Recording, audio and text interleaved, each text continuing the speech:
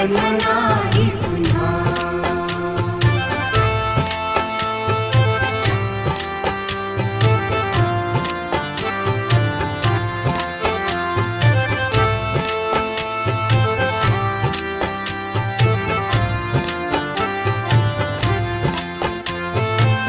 हा जन्म आहे सद्गुरु कृपेचा, हा जन्म आहे सद्गुरु कृपेचा, हा जन्म आहे सद्गुरु कृपेचा। हरि ओम स्वामी समर्थ म्हणा, हा जन्म